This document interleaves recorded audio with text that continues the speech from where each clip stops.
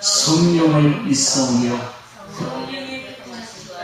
죄를 사하여 주시는 것과 몸이 다시 사는 것과 영원히 사는 것을 믿사옵나이다. 아멘. 착석하시겠습니다. 다 같이 기도드리겠습니다. 하나님 감사합니다. 우리를 하나님의 예배자로, 경배자로, 수종자로 불러주심에 무한 감사드리옵나이다. 주여, 우리가 잠깐 이 세상에 있다가 이제 주님께서 부르시면 저 요단강 넘어 열린 문을 통하여서 주님의 보호자 앞으로 나가서 그곳에서 영원 무궁토록 우리 주 하나님을 경배하며 예배하며 수종될 것을 생각하니 진실로 진실로 감사를 드리옵나이다. 아버지 하나님, 원하옵기는 우리가 예배자가 되지 못하도록 마귀의 흉계가 이 땅에 너무나 흉흉하고 너무나 넘치고 있사옵나이다. 자기 사랑, 돈 사랑, 쾌락 사랑으로 우리를 예배자가 되지 못하도록 유혹하고 타락시키려고 하고 있사옵나이다. 주여, 우리가 이 사실을 분명히 깨닫고 직시하여 지지 말고 승리하고 이겨서 극복하여 예배자가 되게 하여 주옵소서. 주여, 저 영원한 땅에서 영원히 주님을 찬양하며 예배하며 섬길 수 있도록 우리가 이기게 하시고 마귀 흉계를 극복하게 하여 주소서. 주님, 이 땅에 오실 때에 이 모든 악과 불의를 용서치 아니하시고 반드시 불러 심판하실 줄로 믿사옵나니 주여, 우리를 예배자로 불러주심에 감사하고 또한 감사드리옵나이다. 오늘 아버지 하나님, 우리를 저 천국 멸류관 있는 저곳에 저 보좌 앞으로 우리를 불러주시고 그 보좌 앞에서 그 하늘 북편에 있는 하늘 나라에서 우리를 만나 주시옵소서. 예수님 이름으로 기도합니다. 아멘.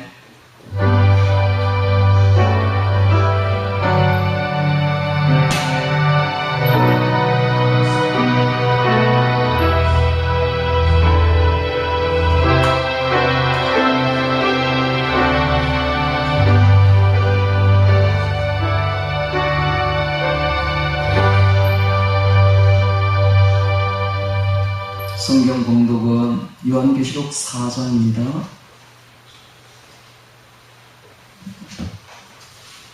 요한계시록 4장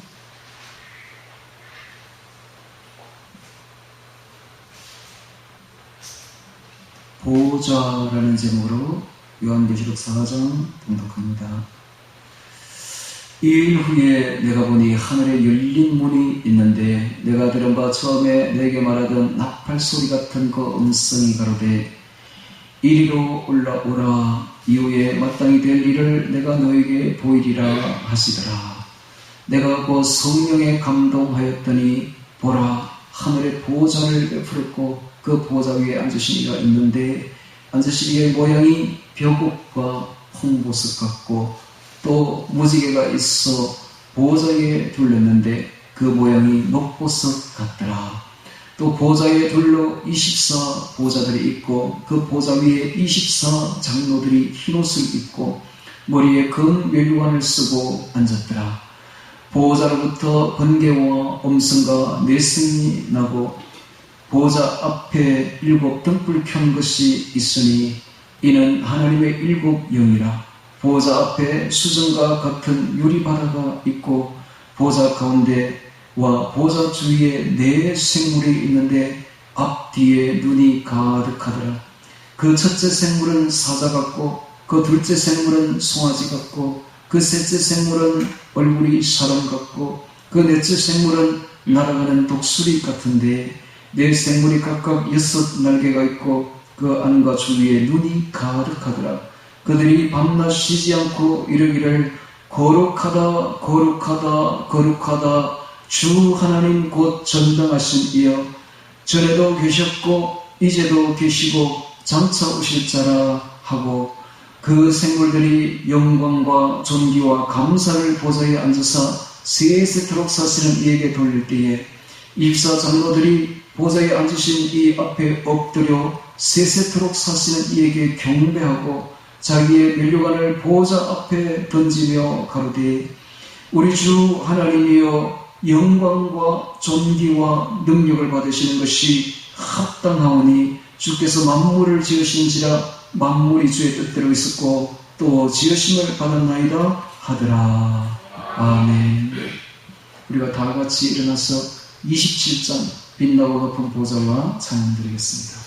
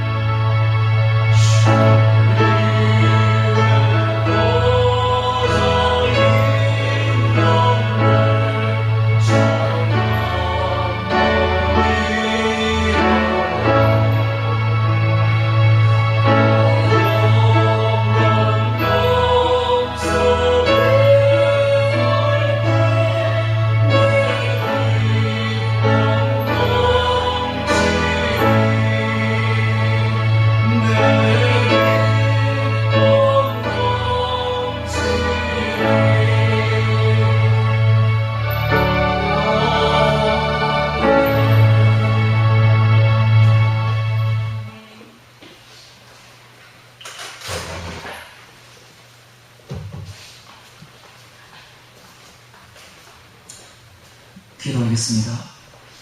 하나님 아버지 감사합니다. 요한계시록 4장을 통하여서 보좌라는 제목으로 말씀을 전하고자 합니다.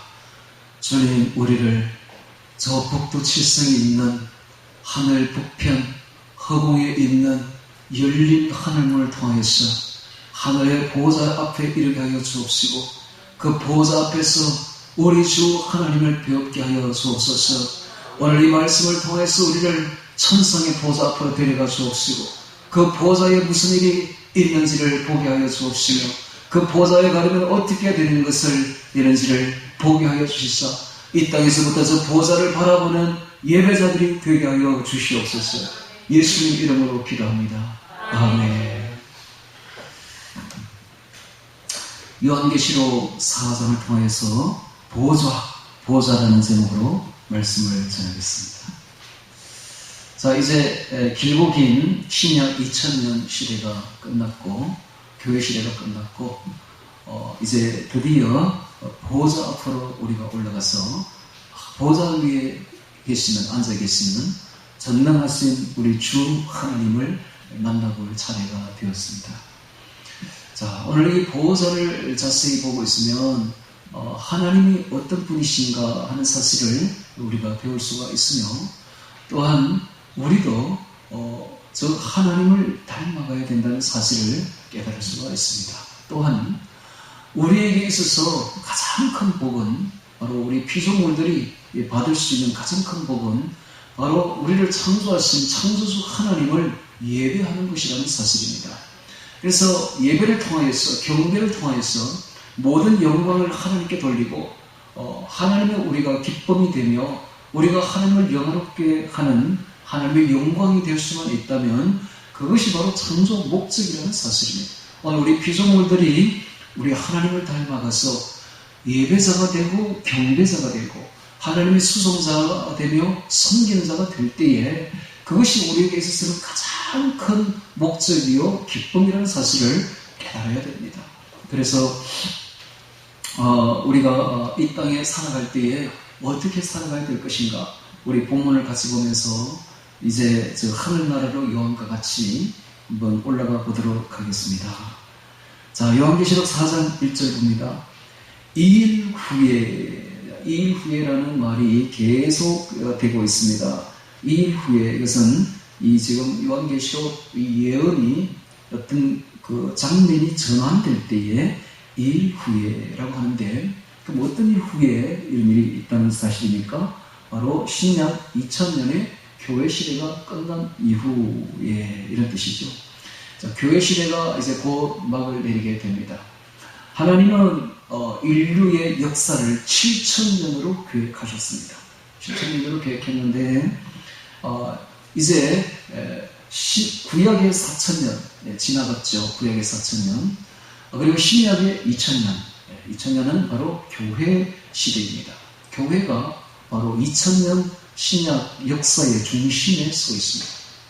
그래서 이 교회 시대가 이제 7교회로 대표되는 바로 이 교회 시대가 막을 내리고 있습니다.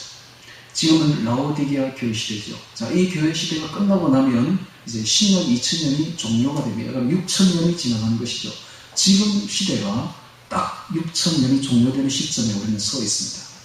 그리고 나머지 1000년이 남아있는데 그 1000년은 바로 천년 왕국 시대가 이제 이 땅에 도래하는 것입니다. 즉 안식을 하는 하루를 천년으로 보죠. 그래서 6일 동안 창조하시고 하루 동안 안식하셨듯이 6000년의 시간이 지나고 나면 천년의 안식년이 안식하는 해가 남아있는 것입니다. 그것이 바로 2일 후입니다. 자, 6000년의 교회 시대가 끝나고 나면 이제 어떤 일이 벌어지는가를 이제 기록한 것이 요한계시록인데, 자, 2일 후에 내가 보니 하늘에 열린 문이 있는데 내가 들은 바 처음에 내게 말하던 그 나팔 소리 같은 그 음성이 가로되 이리로 올라오라, 이후에 마땅히 될 일을 내가 너에게 보이리라 하시더라 했습니다. 자, 맨 처음에 보니까 하늘에 열린 문이 있습니다. 그 하늘에 열린 문을 통하여서 요한이 거리로 올라갑니다. 목소리가 들리는데 이리로 올라오라 하시는 목소리가 들리는데 나팔 소리 같은 그 음성입니다. 즉 일곱 교회 시대에 예시했던 바로 그 음성이죠. 바로 예수님의 음성입니다. 예수님의 음성, 그 나팔 소리 같은 그 음성이 가로되 이리로 올라오라, 이후에 마땅히 될 일을 내가 너에게 보이리라 라고 말함으로써 지금부터 하는 요한이 하는 이 말은 요한이 지어낸 이야기도 아니며 요한이 상상해낸 말도 아닙니다. 이것은 요한이 하늘 보좌에 이끌려 올라가서 그 보좌를 보고 들으면서 거기서 본 생생한 것을 우리에게 기록한 것입니다. 그러니까 이것은 요한의 자서전이 절대로 아닙니다. 지금부터 하는 말은 예수님이 요한을 통해서 우리에게 계시해 주는 말씀이다라는 것입니다. 그래서 이것은 가치가 있는 것입니다. 그래서 이 성경에 보면 이렇게 종종 사람을 하나님이 이렇게 선지자들을 들어 올려서 하늘 보좌에 올려서 하늘 보좌에서 보여주는 그런 경우가 왕왕 있습니다. 이사야가 그런 선지자예요. 이사야를 탁 들어 올려서 하늘 보좌에 올립니다. 이사야가 거기서 스랍 천사를 보게 되죠. 4장 1절에 이사야 4장 1절에 보면 스랍 천사가 나옵니다. 날개와 6달린 스랍 천사들이 나오면서 그 날개 둘러는 얼굴을 가리고 그 둘러는 발을 가리고 둘러는 날며 이런 말이 있습니다. 그러니까는 이사야는 확실히 하늘나라 들려 올라간 거예요. 그곳에서 본 거예요. 그래서 이 선지자들 중에 들려 올라간 선지자가 있고 들려 올라가지 아니하고 이 땅에서 하나님의 음성을 듣고 기록한 선지자 두 종류로 나눠지는데요. 들려 올라가서 본 선지자와 들려 올라가지 아니한 선지자는 차원이 틀립니다. 완전히 차원이 틀려요. 들려 올라가서 하늘나라에서 딱 본 선지자는 완전히 그 문체가 다릅니다. 그래서 이사야서를 보면은 다른 선지자가 쓴 글하고 완전히 틀려요. 이사야는 먼 미래를 직시하고 내다봅니다. 그래서 천년왕국도 바라보고 영원천국도 바라보고 이거 바로 선지자 이사야지요. 그리고 에스겔도 마찬가지로 들려 올라갔어요. 에스겔도 하나님이 들어서 올려서 하늘나라를 보여주면서 했습니다. 그래서 이 에스겔서를 봐도 거기에 보면은 하늘나라 모습이 보인다는 사실입니다. 마찬가지로 신약에 들어오면은 사도 바울을 하나님께서 들어 올렸었지요. 그래서 사도 바울이 삼천천에 가서 다 말로 다 할 수 없는 것을 다 본 거예요. 그렇게는 사도 바울이 신약에 13권을 저술할 수가 있는 것입니다. 하늘나라 신들을 다 본 거예요, 거기서. 그 다음 또 이제 이 요한을 들어 올리는 거예요. 마지막으로 요한을 들어 올립니다. 들어 올려서 하늘나라를 보여주시는 것입니다. 그곳에서 이제 보게 하시고 계시를 예언을 하게 하는 거예요. 그러니까 이 예언이 가치가 있는 것입니다. 가치가 있어요. 왜냐하면 이것은 요한의 어떤 감정에서 나온 말이 아닙니다. 사사로운 말도 아니에요. 이것은 하나님이 앞으로 되어질 일들을 요한을 통해서 보여주고 가르쳐 주신 것이기 때문에 하나님의 음성입니다. 그래서 요한계시록은 확실히 가치가 있습니다. 그래서 우리가 요한계시록을 자세히 보면 앞으로 일어날 일들을 다 볼 수가 있는 것입니다. 자, 또 거기 보면 하늘의 열린 문이 보이는데, 자, 이 하늘의 열린 문에 대해서 한 번 더 우리가 생각해 봅시다. 어제 저녁에 제가 강가에 기도하면서 이렇게 보는데, 요즘에는 이 강가에 가면 날파리들이 많아요. 여름이 이제 된다는 의미죠. 여름이 끝날 때까지 날파리들이 있는데, 여름이 시초가 되면 날파리들 힘이 좀 약한 애들이 이제 얼굴에 부닥치거든요. 그런데 여름이 점점 깊어가고 가을이 되면 이 애들이 좀 강해져요. 강한 애들이 이제 확 부딪히는데, 가을 정도 되면 따가울 정도로 와서 부딪힙니다. 지금은 아주 간지럽지만은. 근데 이 애들이 이제 눈도 들어오고, 막 코도 들어오고, 입도 막 들어오니까 반드시 안경을 써야 돼요. 그래서 제가 이제 안경을 벗고 있다가, 어제부터는 안경을 쓰고 이제, 강둑을 거닐면서 기도합니다.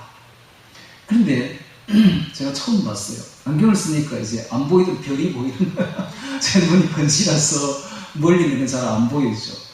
그런데 안경을 딱 쓰니까 하늘에 별이 쫙 보이는데 북두칠성을 처음 봤어요.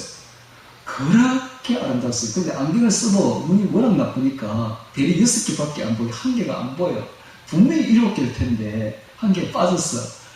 그래서 하나님 1개를 다 보여주셔서 하기도 하니까 언뜻 보일 듯 말 듯 한 게 보이는 거예요. 아마 있는 거겠죠. 너무 아름다운 북두칠성. 왜 별이 7개일까요? 7은 하나님의 숫자입니다. 그러니까 북두칠성 근처에 뭐가 있다는 말이에요? 하나님의 보좌가 있다는 거예요. 하나님의 열린 문이 거기 있다는 거예요. 북두칠성과 카시오페아 사이에는 북극성이 있죠. 폴라리스, 북극성이 있는데 그 북극성이 바로 하느님이 계신 보좌입니다. 그곳에는 북편 하늘을 허공이 탁 태어난 게 욥기에 나오죠. 북편 하늘을 허공에 펴시며. 현대과학은 우주가 평창한다는 평창 이론을 펼치고 있는데, 평창 이론 일리는 좀 있습니다만은 전혀 그렇지 않습니다. 그들은 처음에 뭐가 폭발을 해가지고 팽창되고 있다고 말하는데 아니에요. 만약 팽창한다면 균일하게 다 별이 존재해야 되겠죠. 그러나 북쪽 하늘에 허공에 큰 허공이 있어요. 별이 없는 자리가 있답니까? 거기는 별이 없어요. 거기는 엄청난 구멍이 뻥 뚫혀가 있어요. 북편 하늘에. 북극성 있는, 북두칠 수 있는 그곳에. 고대에 우리 선조들은 항상 기도할 때 북쪽을 향해서 이게 정한수를 떠놓고 기도하는데, 그 정한수에 뭐가 비치면 북두칠성이 팍 비친다고요. 그 북두칠성을 바라보면서 하늘 북편을 향해서 하늘에 계신 하나님 보좌를 향해서 정한수 떠놓고 기도했던 분들이 바로 우리 선조들입니다. 그러니까 아는 거죠, 이 선조들이. 북쪽 하늘에 하나님이 계신다. 맞습니다. 그 북쪽에 큰 허공이 있는데, 별이 없는 자리가 있는데, 그게 바로 하늘 날아가는 길입니다. 여기서 이제 우리가 하나님의 부름을 받게 되면 이제 하늘나라로 천사와 함께 가는데 엄청난 속도로 하면서 갑니다. 그런데 얼마 딱 걸리면 여기서부터 하늘나라까지 시간이 얼마 걸리는가 하는 시간이 하루길입니다. 하루 동안 가는데 그 가는 길은 너무너무 아름답습니다. 주변에는 그 성운들이 너무너무 아름다운 성운들이 찬란한 천연색으로 그냥 빛나고 있는데요. 그 성운을 바라보면서 그 터널을 가는데 너무 아름답습니다. 이제 하늘의 열린 문을 통하여서 저 삼천천에 계시는 하나님의 보좌로 들어가는데, 바로 요한도 그렇게 똑같이 들어가는 거예요. 하늘의 열린 문을 향하여서 들어갔다는 거예요. 자, 하늘에 열린 문이 있습니다. 열린 문. 이건 영적인 이야기로도 이제 해석이 되는데, 우리가 기도할 때 하늘 문이 열려야 돼요. 그래야만 하나님 우리에게 강림하시고 성령께서 우리에게 강림하셔서 하늘의 열린 문을 통해서 하나님 음성을 듣습니다. 그래야 하나님과 교통이 되고 교제가 되는 거예요. 기도할 때 하늘 문이 닫혀 있으면 이게 교제가 안 된다는 의미고, 하늘 문이 열려야만 우리가 하나님과 교제하고 교통한다는 의미입니다. 그렇습니다. 우리가 예배를 드린다, 지금 예배를 드리고 있는데, 예배를 드린다든지 기도한다든지 찬송을 할 때, 하나님을 바라볼 때 하늘의 문이 열려야 해요. 열려야 됩니다. 그래야만 우리가 하나님과 교제할 수가 있고 교통할 수가 있는 것입니다. 그래서 지금 하시는 이 말씀은 전부 다 하늘의 열린 문을 통해서 하나님께서 우리에게 주시는 음성인 것입니다.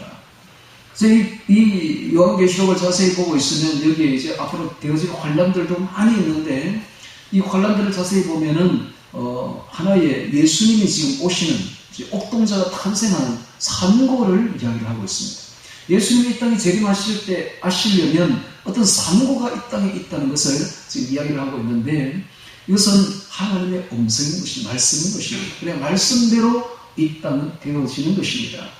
그런데 과학자들이 자꾸 이 앞으로 일어나는 이 이상한 자연 현상들을 과학적으로만 설명하려고 하죠. 예를 들면 엘니노다, 라니나다 이렇게 설명하는데, 아니요. 과학적으로 설명할 문제가 아닙니다. 이것은 하나님이 앞으로 되어질 일들을 말씀했고 그대로 하나님이 하시는 것입니다. 할렐루야. 그 과학으로 설명할 수 있는 문제가 아니에요. 왜 이 땅에 지진이 일어나니까 과학적으로 설명하면 안 됩니다. 과학적으로 설명이 될 문제가 아니에요.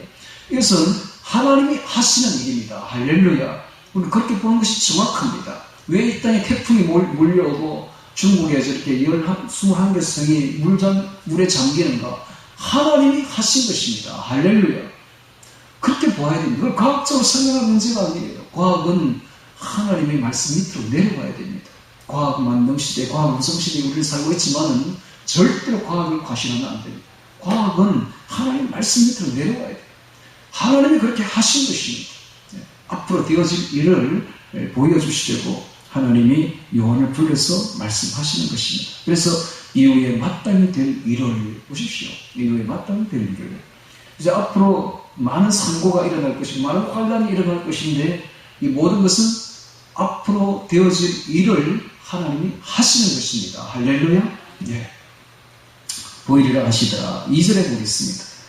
내가 곧 성령에 감동하였더니 보라 하늘에 보좌를 베풀었고 그 보좌 위에 앉으신 이가 있는데, 자, 하늘에 올라갔더니 요한이 제일 먼저 본 것이 보좌를 보았습니다. 보좌를.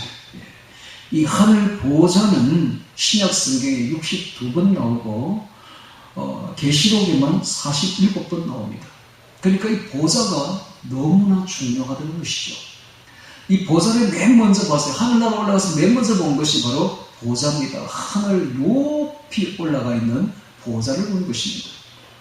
이 보좌는 바로 이 요한계시록을 펼치는 사령부입니다. 사령부. 여기가 바로 모든 심판과 구원의 진원지가 바로 보좌인 것입니다. 이 보좌로부터 모든 명령이 떨어지고 이 보좌로부터 모든 것이 나오는 출처가 바로 이 보좌인 것입니다. 그래서 보좌를 본 것입니다. 바로 사령탑이죠. 자, 이 보좌를 보니까 천사가 둘러있고 24장로가 둘러있고 내 생물이 둘러있는 것을 볼 수가 있습니다. 마치 왕이 만족백관을 거느리고 높은 보좌 위에 올라가 있는 모습과 똑같지 않습니까? 그래서 우리나라 고대의, 우리나라도 그렇지만 고대의 왕들의 그 모습을 딱 보면 보좌를 높은 데 올려놓죠. 그리고 만족백관들이 다 그 밑에 엎드리게 만들죠. 이게 그냥 되는 게 아니죠. 전부 다 하늘에 하나님의 그 보좌를 그대로 본떠서 그대로 하고 있다는 것을 우리는 알 수가 있습니다. 그래서 이제 이해가 되죠.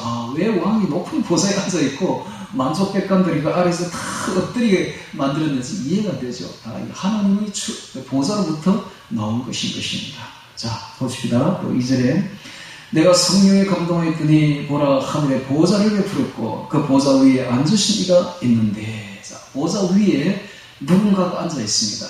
누굴까요?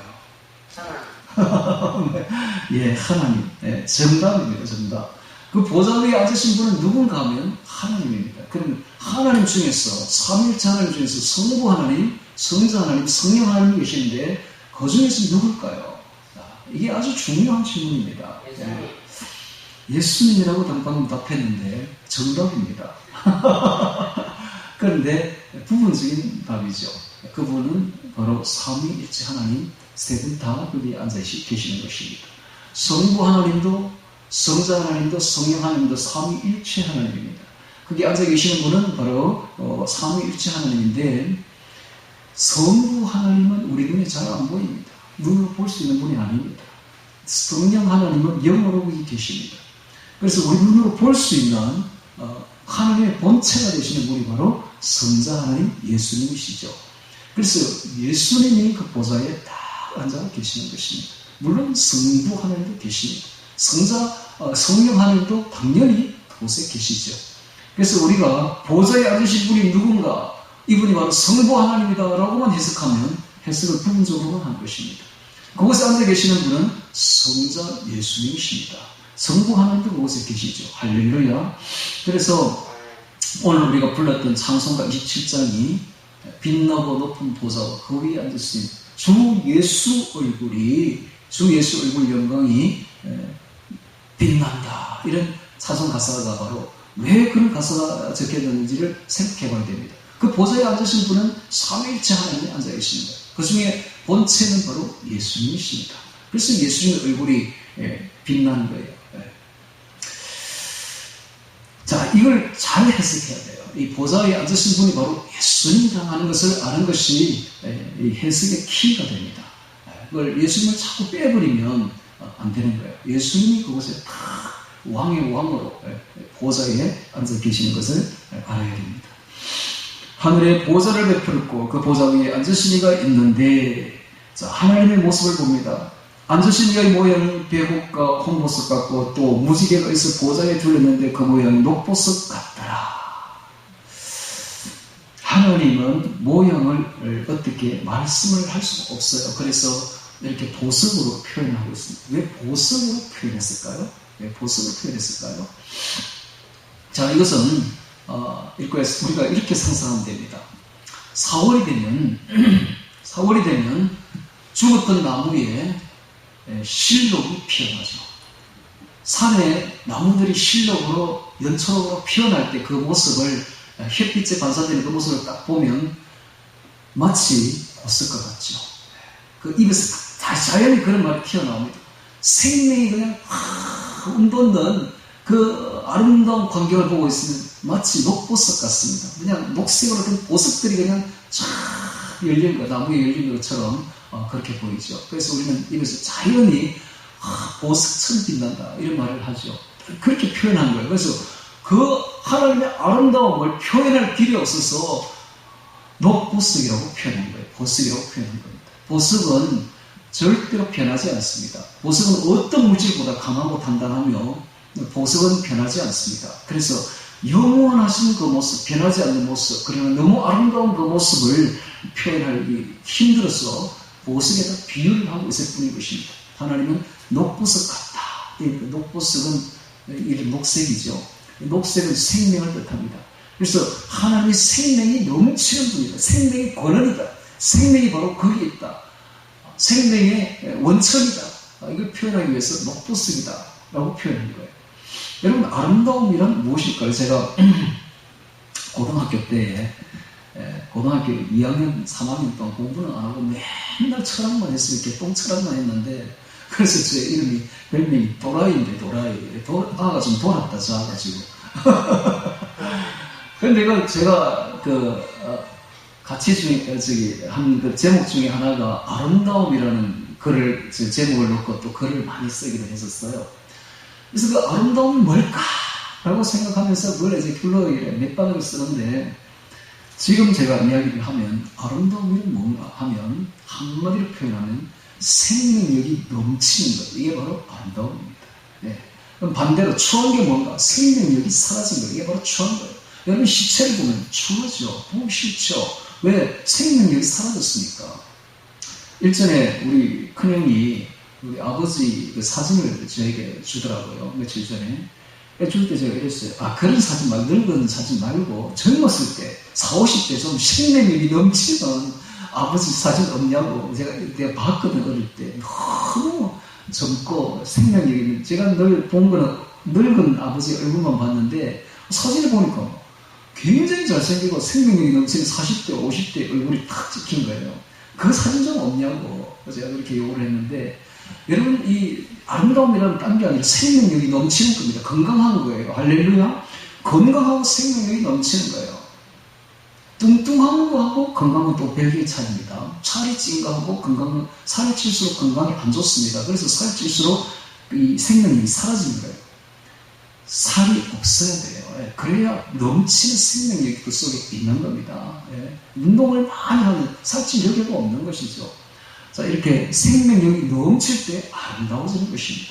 자, 하나님의 모습이 너무 아름답고 너무 생명력이 넘치는 그런 모습으로 보이니까 녹보석 같더라 되어 있는데, 여기 보니까 무지개가 둘렀고 라는 말이 있습니다. 무지개가 둘렀고, 이것은 노아의 홍수 이후에 하나님이 무지개를 보여주시죠. 이것은 언약입니다. 다시는 내가 심판하지 않겠고, 물로서는 심판하지 않겠고 하는 구원의 언약입니다. 즉 무지개가 그 보좌에 둘렀다는 것은 구원 언약의 성취입니다.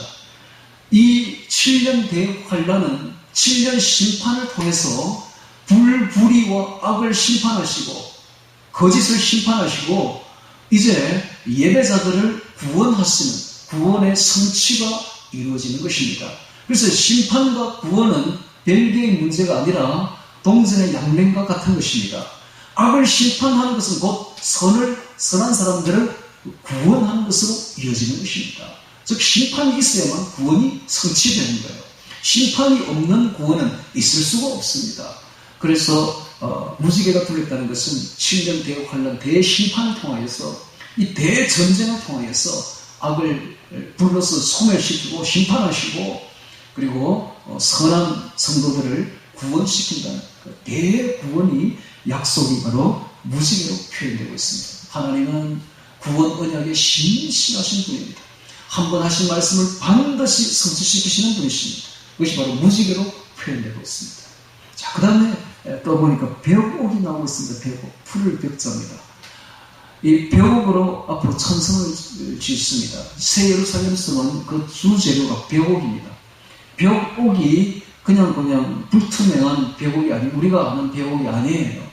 여기 말하는 이 벽옥은 투명한 블루 다이아몬드를 말합니다. 투명한 다이아몬드예요. 그런데 그 빛깔이 하늘 빛깔처럼 이렇게 벽옥이 약간 푸른 빛이 감도는 그런 다이아몬드예요. 그래서 이것은 우리가 하늘을 쳐다보면 신성하다는 느낌을 받지 않습니까? 신성하다. 그래서 벽옥이라는 것은 하나님이 너무 신성하다는 거예요. 신성하다. 그리고 너무 투명합니다. 하나님은 투명하신 분입니다. 거짓이 조금도 없습니다. 숨김이 조금도 없습니다. 하나님은 밝히기를 좋아하시고 빛이십니다. 그분은. 그래서 어둠이 조금도 없어요. 모든 걸 드러내기를 좋아하시고 밝히기를 좋아하시는 분이십니다. 그래서 다 하나같이 다 드러나버리는 것입니다. 벽옥입니다. 벽옥과 같고 또 홍보석이 나오고 있습니다. 홍보석은 붉은 보석인데 이 붉다는 것은 진노를 뜻합니다. 심판을 뜻하죠. 하나님은 악을 참아보지 못하시고 반드시 심판하시는 것입니다. 그러므로 하나님은 이 7년 대환란 때에 거짓과 불의와 이 모든 불의한 세력들을 전부 다 심판하시는 분이 바로 하나님이다. 이것을 표현하고 있습니다. 자, 여기서 우리는 하나님의 속성들이 지금 막 보이고 있는데요. 이것이 바로 하나님의 속성입니다. 이 하나님의 속성을 우리도 닮아가야 돼요. 근데 하나님의 속성 중에는 우리가 닮을 수 있는 속성이 있고 닮지 못하는 속성 두 가지로 나눠지는데 닮을 수 있는 속성이 어떤 것이 있으며 닮을 수 없는 속성이 어떤 것이 있는가를 제가 소개하겠습니다. 이게 아주 중요합니다.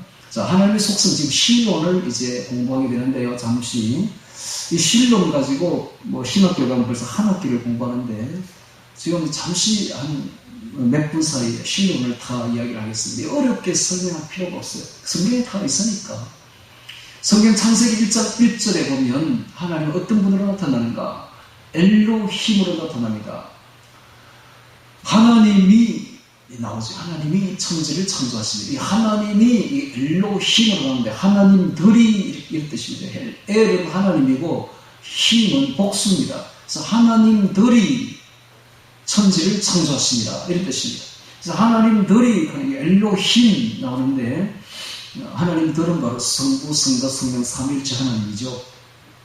그래서 창조는 성부 하나님만 하신 것이 아니라 성자와 성령 하나님이 힘을 합해서 함께 공동사역으로 창조하셨다. 이런 뜻입니다.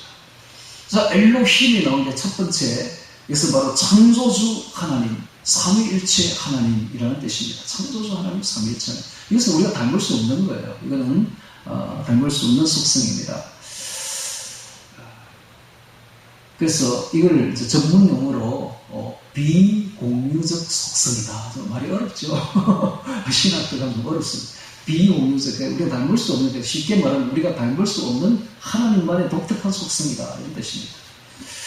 자, 두 번째로 보면 창세기 14장 20절에 그 유명한 엘리온 하나님이 나오고 있습니다.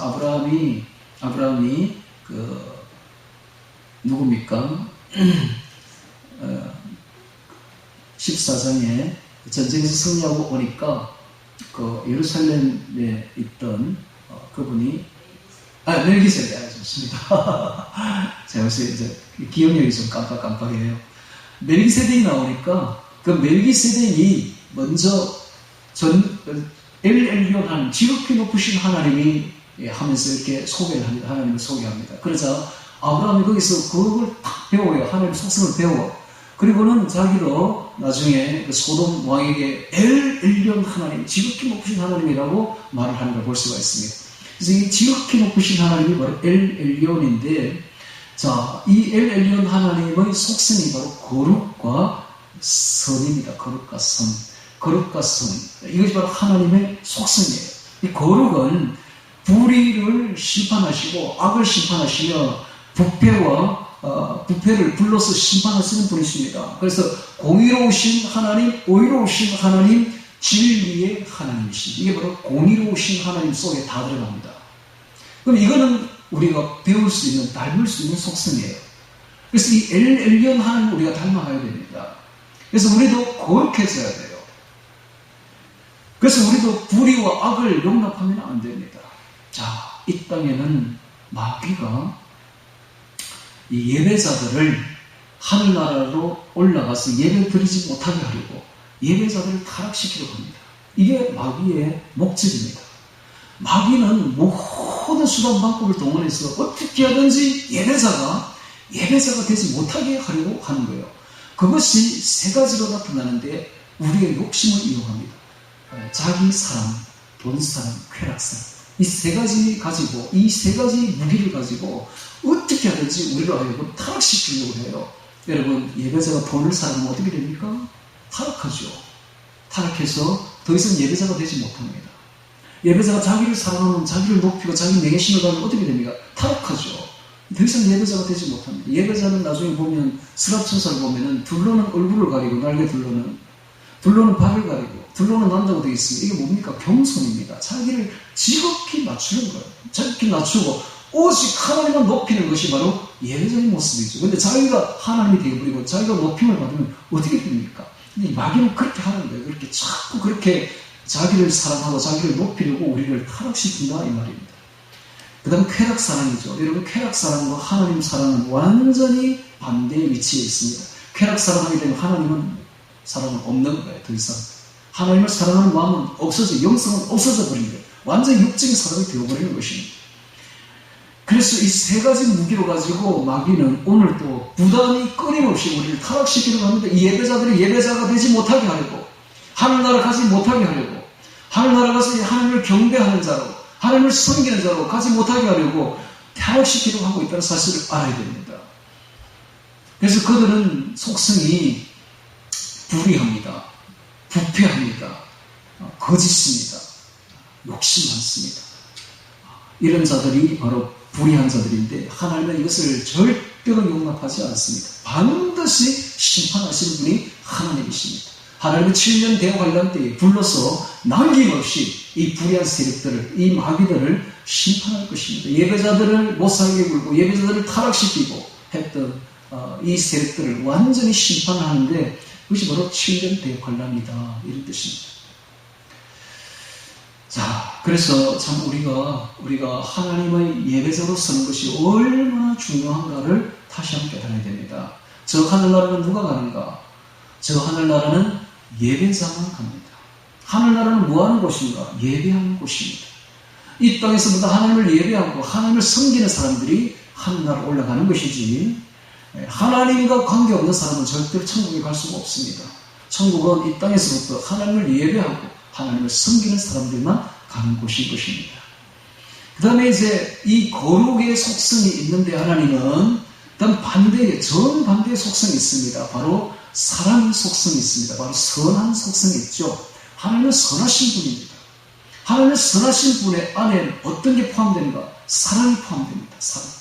사랑, 자비도 해서 사랑이죠. 인자도 다 사랑입니다. 그 다음에 용서가 있죠. 오래 참으시는, 그 다음에 은혜가 있죠. 자, 이런 것들이 다 선하다는 말 속에 포함됩니다. 그래서 하나님은 선하신 분이십니다. 이 속성을 우리가 닮아야 돼요. 이것은 닮을 수 있는 속성이에요. 그래서 이걸 공유적 속성이다 이렇게 말합니다.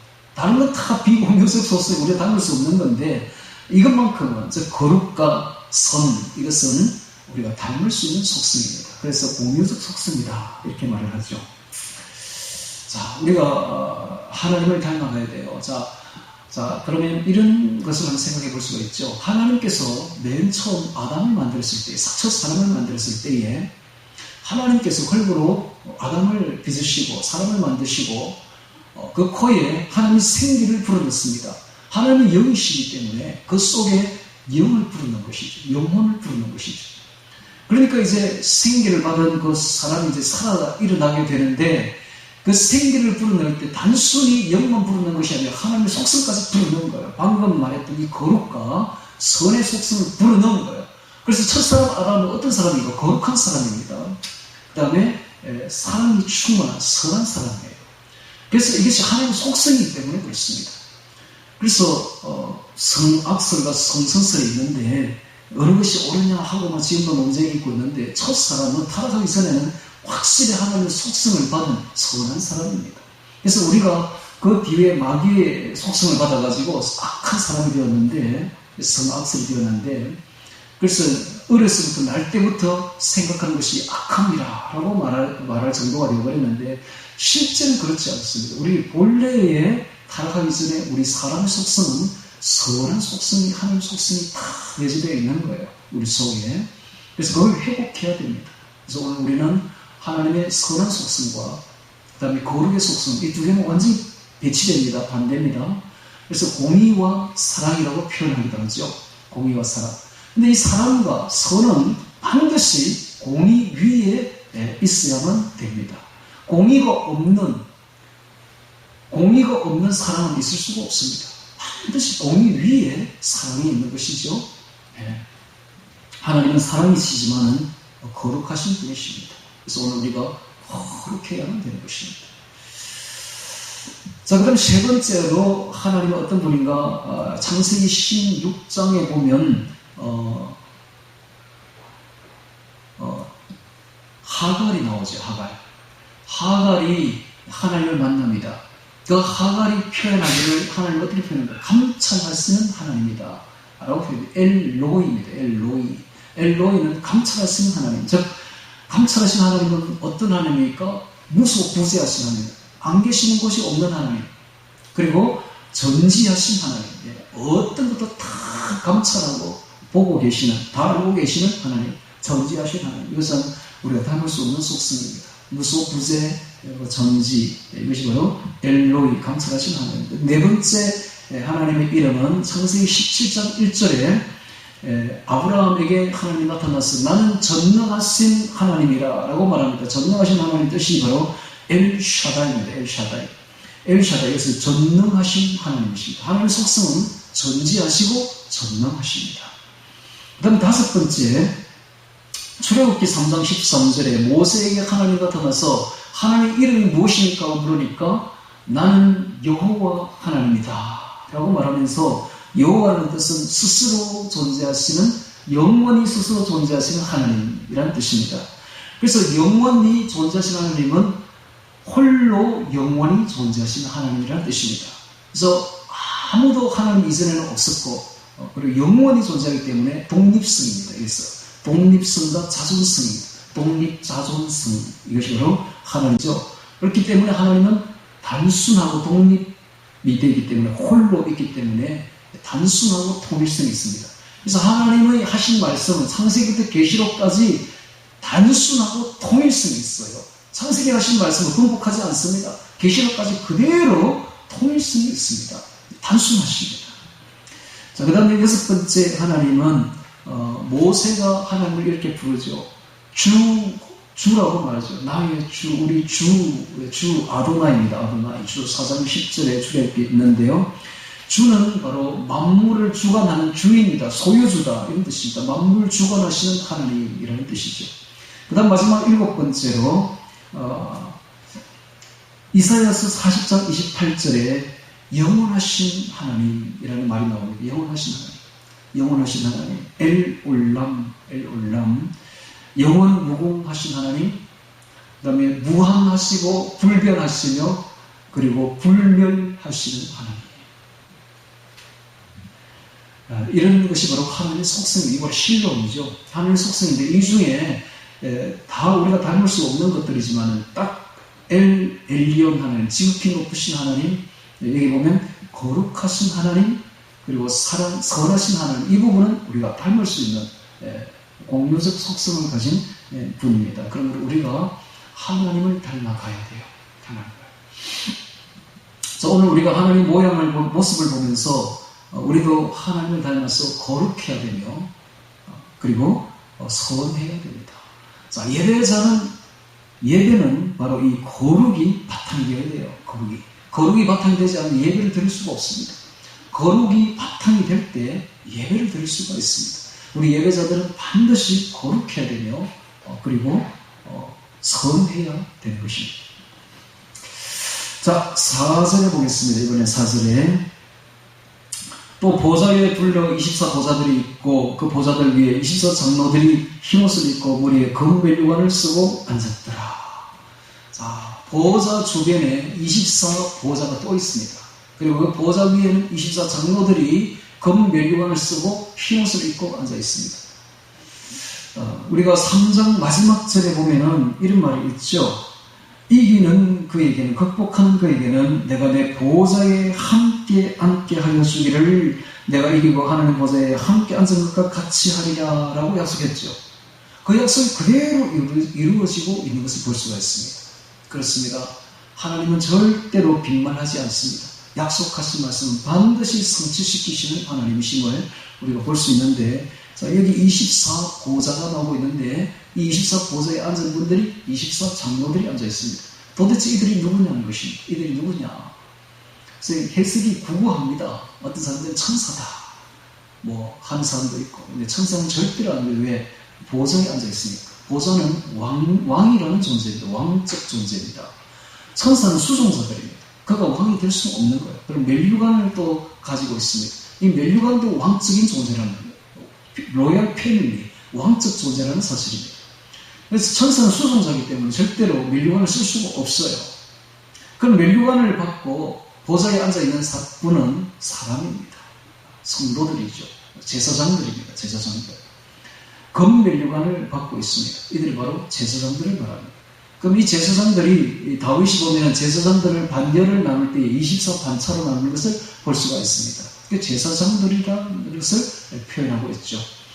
그럼 이 제사장이 도대체 누구냐는 것입니다. 그래서 베드로전서 2장 9절에는 오직 너희는 택하신 족속이요 왕같은 제사장들이요 거룩한 나라를 그의 소유된 백성이니라고 말함으로써 신약의 모든 성도가 거룩한 왕같은 제사장임을 말씀하고 있습니다. 그러니까 여기 앉은 분 24장로님들은 구약 12지파에서 구원받은 총수의 대표입니다. 그 다음에 신약 12사도로부터 구원받은 신약 모든 성도의 대표격으로 여기 앉아있기 때문에 사실은 이 모든 24장로가 모든 성도를 뜻한다 해도 과언이 아닙니다. 우리가 그곳에 앉아있는 모습이죠. 자, 그분들이 모습이 흰옷을 입고 있습니다. 이 흰옷은 죄가 없음, 성결, 거룩을 뜻하죠. 예수님의 십자가 보혈로 자기의 죄를 다 씻고 의롭게 된 모습이 바로 흰옷입니다. 그리고 금 멜류관을 쓰고 앉아 있습니다. 이 금 멜류관은 바로 상급이죠. 하늘의 상급인데, 즉 왕적 권세와 권위를 가졌다는 뜻입니다. 이 왕적 권세와 권위는 바로 하나님이 우리에게 주신 것입니다. 그래서 앞으로 나중에 보면 이 금 멜류관을 다 벗어서 주 예수님 앞에 다 드리는 것을 볼 수가 있습니다. 이것은 이 모든 왕적 권세와 권위와 영광은 주님께서 우리에게 주신 것이므로 주님께 돌리는 것이 마땅합니다 라는 뜻이며, 또한 이 멜류관은 또한 상급이며 구원을 뜻합니다. 이 모든 구원과 상급이 다 주님께서 이루신 것입니다 라는 뜻에서 주님께 다 돌리는 것입니다. 앞으로 저 천국 보좌 앞에 가서 금 멜류관을 받으면 그거 쓰고 있으면 안 됩니다. 이것을 배워야 돼요. 다 벗어서 주님께 다 바쳐야 되는 것입니다. 이런 예절도 배우기 바랍니다. 자, 다시 또 성경을 보겠습니다. 5절에 봅니다. 보좌로부터 번개와 음성과 내성이 나고 보좌 앞에 7 등불 켠 것이 있으니 이는 하나님의 7 영이라 되어 있습니다. 보좌로부터 번개와 음성과 내성이 난다. 이 부분에서 우리가 알 수 있는 것은 위엄을 볼 수가 있습니다. 하나님의 위엄. 이게 마치 시내산의 상황과 똑같습니다. 시내산이 산 꼭대기가 거대한 화염과 불에 휩싸이게 되고 하나님으로부터 빽빽한 부름이 거기 듣고 번개와 내성 병력이 울려 퍼지니까 백성들이 뭐라고 말하고 무서워서 벌벌 떨면서 엎드려서 땅에 엎드려서 모세에게 말하기를 하나님 우리에게 말씀하지 않게 하고 모세가 중보로 우리에게 좀 대신 이야기를 해달라. 우리가 하나님으로 직접 음성 듣는 게 너무너무 두렵다라고 말을 했습니다. 이것이 바로 하나님의 위엄입니다. 위엄. 하나님은 위엄차신 분입니다. 이것을 번개와 내성으로 표현하고 있습니다. 그 다음 그 보좌 앞에 7 등불 켠 것이 있으니 이는 하나님의 7 영이라고 되어 있죠. 자, 지금부터 보이는 이 보좌의 모습을 그대로 뽐던 게 있는데 그게 바로 성막입니다. 성막.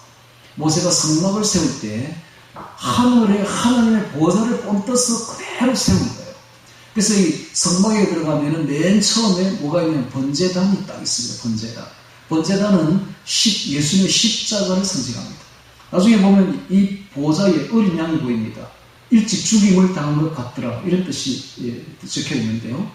예수님이 십자가에서 희생당한 십자가 희생을 뜻하는 것이 바로 번제단입니다. 그대로 보좌에도 나중에 그대로 보입니다. 그 다음에 좀 앞으로 가면 솔로몬 때의 큰 높바다를 만듭니다. 얼마나 컸던지 그 노스로 만든 큰 대야가 바다라고 표현합니다. 바다라고. 근데 바다라고 표현하는 그 높바다는 뭐 하는 곳이냐 하면 제사장들이 손발을 씻고 성결케 하는 곳입니다. 그런데 나중에 보면 유리바다가 나옵니다. 똑같이 바다가 나와요. 거기도. 유리바다. 유리바다는 어떤 곳입니까? 잔잔하고 깨끗하고 수정과 같은 투명하고 근데 유리와 같이 반사됩니다. 그래서 그 유리바다 위를 걸어가면 그 사람의 속이 그냥 싹 다 비쳐요. 숨길 것이 없다는 거예요. 적어도 하늘나라 유리바다를 걸어갈 정도가 된다면 속에 감출 것이 아무것도 없어야 됩니다. 하나님은 이렇게 감추고 속이는 걸 전혀 싫어하시는 분입니다. 그래서 싹 투명하게 다 비쳐요. 그 사람이. 하나님 앞에 가면 하나님 모든 우리를 알고 계시고 모든 걸 다 알고 계신다는 뜻이에요. 우리의 숨길 것이 아무것도 없어요. 윤동주가 시를 읽었었죠. 하늘 우리를 한 점 부끄러움이 없기를. 바로 그런 뜻입니다. 우리가 하나님 앞에 가면 한 점도 부끄러움이 없는 사람이 되어야 그 정도 되어야 이 보좌 유리바다 위를 설 수 있지 않겠습니까? 부끄러움이 우리 많지만은 다 회개하시면 됩니다. 회개하고 지금부터라도 이렇게 닮아가려고 노력해야 돼요. 거룩하신 하나님 닮아가고 유리바다 위에 설 것을 생각하면서 점점 더 우리가 순수하고 깨끗해져서 거룩해져서 순결해져서 정말 유리바다 위에 설 수 있을 정도의 그러한 인격을 그러한 그 깨끗함을 성결함을 다듬어 나가야 될 줄로 믿습니다. 교회가 그래 안 하면 누가 그래 하겠습니까? 그렇죠? 교회가 성결지 않으면 누가 성결하겠습니까? 그런데 오늘날 많은 이 타락한 마귀의 흉내로 인해서 교회가 더럽혀지고 있어요. 신부의 옷이 더럽혀지고 있습니다. 3대 욕심 때문에 더 더럽혀지고 있습니다. 오늘 우리는 이를 극복해서 본래의 그 거룩과 성결을 회복해 나가야 될 것입니다. 자, 또 이제 성막 이야기하다 거기까지 갔네요. 자, 성막을 열고 안으로 들어가면 자, 성막문을 열고 성소문을 열고 안으로 들어가면 왼편에 높이 1.8m에 굉장히 크죠. 높이 1.8m에 메노라가 써 있습니다. 완전히 금으로 만들어졌어요. 엄청난 돈이겠죠. 7개의 가지에 등불이 탁 켜져 있는 메노라. 이게 바로 여기 보니까 7 등불 켠 것이 있는데 7 영이더라. 성령을 뜻하죠. 그대로 하늘 보좌에 있는 걸 그대로 본떠서 메노라를 7 등대를 만든 것입니다. 그 다음에 그 등대의 맞은편에 보면 성막에 보면 떡상이 있습니다. 떡상. 6주씩 12개를 딱 만들어 놨는데 바로 말씀을 뜻하며 예수님을 뜻합니다. 예수님은 말씀입니다. 그래서 이 말씀을 항상 성령의 빛으로 조명해서 먹어라. 말씀을 먹으라는 뜻이 떡상입니다. 그 다음에 그 떡상 앞으로 가서 이제 지성소 앞에 가면 지성소 바로 앞에 향단이 있는데 금향단. 이 향단도 나중에 보면 이 보좌에 성도의 기도가 올라오는데 마치 향연처럼 올라옵니다. 금향단 향로에 천사가 받들어서 성도의 기도를 올립니다. 똑같습니다. 그래서 이 보좌에 있는 걸 그대로 본뜬 게 바로 성막이라는 걸 볼 수가 있습니다. 그리고 그 안으로 들어가면 성막 안으로 들어가면 법궤가 있는데 법궤의 뚜껑이 지성소입니다. 이 지성소 안에 속죄소입니다. 속죄소 바로 뚜껑이 속죄소인데 그 뚜껑에 보면 천사가 날개를 탁 이렇게 연결해가지고 서 있습니다. 이게 바로 서랍천사입니다. 좀 있으면 보게 될 서랍천사가 그대로 표현되어 있는 거예요. 그것이 바로 하나님의 보좌가 있는 곳입니다. 자, 이렇게 하늘의 보좌를 그대로 본뜬 것이 성막이었다는 것을 우리가 알 수가 있는 것이죠. 쓰고 앉았더라. 자, 6절에 봅니다. 보좌 앞에 수정과 같은 유리바다가 있고 보좌 가운데와 보좌 중에 4 생물이 있는데 앞뒤에 눈이 가득하더라. 유리바다는 조금 전에 제가 설명을 했습니다. 얼마나 아름답겠습니까? 깨끗한 수증과 같은 유리바다. 그리고 바다이기 때문에 높습니다. 하나님이 넓다 하면은 그냥 굉장히 넓은 거예요. 조그마한 바다가, 호수 같은 바다가 아니에요. 아주 끝이 보이지 않는 각막한 넓은 바다가 하늘 보좌 앞에 펼쳐져 있는 거예요. 그곳에 가서 우리가 정말 서게 되면 우리의 속까지 그냥 싹 다 비쳐. 그래서 그런 인격으로 우리가 지금부터 살아야 됩니다. 하나님 앞에 한 점 부끄러운 데 없도록 하나님 다 보고 있습니다. 우리의 생각까지 다 읽고 있습니다. 하나님 앞에 그 유리 바다 위에 설 수 있는 사람으로 설 수 있도록 그렇게 살아야 될 것입니다. 자, 그 다음에 이제 스랍 천사를 보겠습니다. 네 생물로 표현되고 있는데, 천사 중에서 제일 높은 반열에 있는 천사가 스랍 천사들입니다. 스랍 천사. 이 스랍 천사는 거룩 천사와 틀립니다. 거룩 천사보다 높은 반열에, 즉 하나님의 보좌 딱 옆에서 보좌와 함께 보좌를 호위하고 보좌를 지키고 보좌를 수종 들고 있는 천사가 있는데, 네 천사가 있는데 이거 바로 스랍 천사예요. 자, 이 스랍 천사들의 모습을 우리 한번 이사야서를 통해서 한번 보도록 하겠습니다. 자, 이사야서 6.2절 봅니다. 이사야서 6.2절. 이사야서 6.2절입니다. 이 이사야가 하늘나라 불리 올라간 선지자라고 아까 제가 이야기했는데 바로 이 장면을 보면 알 수가 있죠.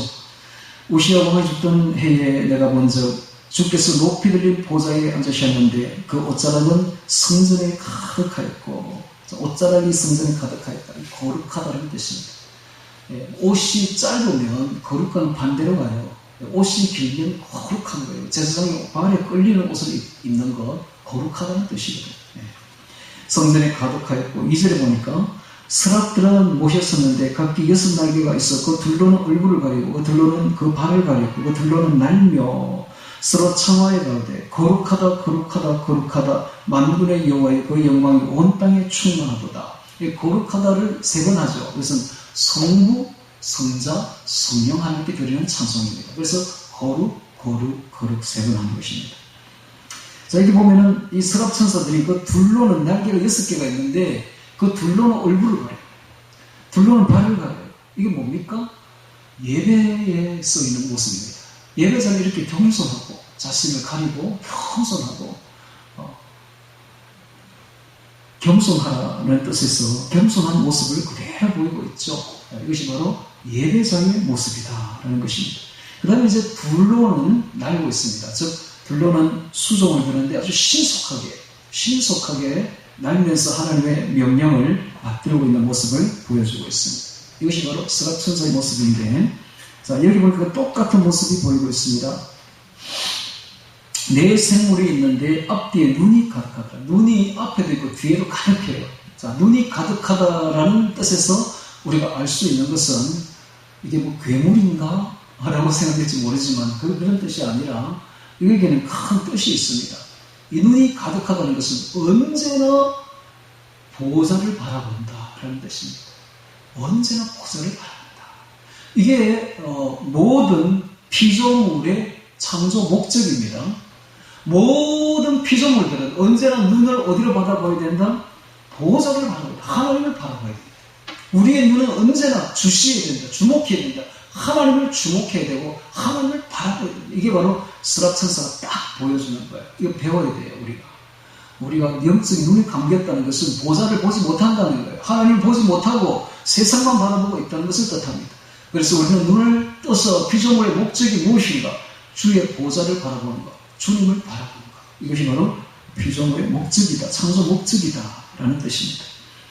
눈이 가득하더라. 자, 눈이 가득하다는 것은 다 보고 있다는 거예요. 하나님이 전지성과 마찬가지로 이들도 같이 모든 것을 다 샅샅이 보고 있다는 것입니다. 전지성. 자, 7절 봅니다.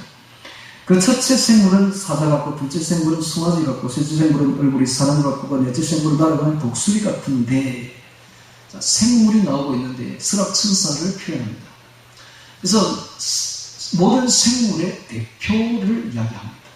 그래서 처음 나오는 사자는 가장 용맹스럽죠. 사자가 가장 용맹한 생물의 대표입니다. 그래서 생물들이 보면 용맹성이 있어요. 용맹성의 대표입니다. 그 다음에 소가 있죠. 그래서 온유입니다. 온유. 소가 참 온유하죠. 그래서 온유한 생물의 대표입니다. 사람은 지혜가 있죠. 그래서 생물들도 다 지혜가 있어요. 그래서 지혜 있는 생물의 대표입니다. 그 다음에 독수리는 아주 빠르죠. 그래서 신속입니다. 신속한 생물의 대표입니다. 그래서 이 모든 생물의 대표격으로 사자, 송아지, 사람, 독수리를 표현하고 있습니다. 그와 같은 모습을 표현하고 있는데, 자, 이대로 마태복음, 마가복음, 누가복음, 요한복음이 표현하고 있습니다. 사자는 백수의 왕입니다. 그래서 마태복음도 예수님을 어떻게 표현하는가? 왕 대신 예수님으로 표현하는 것이 바로, 그런 관점에서 본 것이 바로 마태복음이에요. 마가는 소처럼 일하시는 예수님을 표현한 것이 바로 마가복음이에요. 누가복음은 인자로신 사람으로 오신 예수님을 표현한 것이 바로 누가복음입니다. 예수님은 천사로 오지 않았습니다. 예수님은 사람으로 오셨습니다. 그래서 우리 사람을 구원하는 거예요. 사람의 동족이 되어서 사람의 대신 십자가에 못 박히고 사람 대신 사람을 구원하러 오신 분이 바로 예수님이십니다. 그 다음에 요한복음은 독수리는 하나님을 뜻합니다. 하늘을 날죠. 그래서 하나님으로 오신 예수님을 표현한 것이 바로 요한복음입니다. 자, 이와 같이 이 서랍 천사의 모습이 보이고 있습니다. 그들이 밤낮 쉬지 않고 이르기를 거룩하다 거룩하다 거룩하다 주 하나님 곧 전능하신 이여 전에도 계셨고 이제도 계시고 장차 오실 자라 하고 그 생물들이 영광과 존귀와 감사를 보좌에 앉아서 세세토록 사시는 이에게 돌릴 때에, 자, 이 서랍 천사들이 찬송을 합니다. 거룩하다 거룩하다 거룩하다. 성부 성자 성령 하나님께 돌리는 찬송입니다. 자, 그들이 말하기를 전능하신 이여 전에도 계셨고 이제도 계시고 장차 오실 자, 영원 전부터 영원 후까지 계시는, 스스로 계시는 야훼 하나님, 여호와 하나님을 찬송하고 있습니다.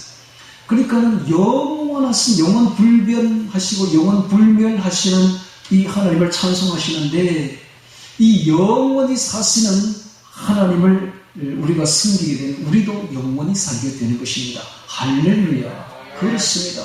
영원하신 하나님께 붙어버리면 우리도 영원한 생명을 가지는 존재가 되어지는 것입니다. 자, 10절에 보니까 24장로들이 보좌에 앉으신 이 앞에 엎드려가 나옵니다. 엎드려 주목하시기 바랍니다. 이게 바로 경배입니다. 경배를 예배로 또 합니다. 예배로 표현합니다. 그래서 예배는 뭐 하는 것이냐? 하나님 앞에 그냥 절하는 거예요. 경배도 절하는 겁니다. 그래서 우리가 지금 예배를 지금 드리고 있는데 사실은 다 엎드려 절해야 돼요. 엎드려. 그래서 마땅히 우리가 무릎을 꿇고 이마를 땅에 대어야 될 분이 누구입니까? 바로 이분입니다. 이분. 삼위일체 하나님. 이 보좌에 앉아 계시는 이 하나님께 우리가 마땅히 머리를 꿇고, 머리를 이마를 땅에 대고 무릎을 꿇고 경배해야 될 대상인 것입니다. 이 외에 다른 대상에게 무릎 꿇으면 안 됩니다. 우리는 절대로 이마를 땅에 대해서는 안 되는 것입니다. 우리는 오직 한 분, 하나님께만 이마를 땅에 대고 무릎 꿇고 절해야 됩니다. 경배해야 됩니다.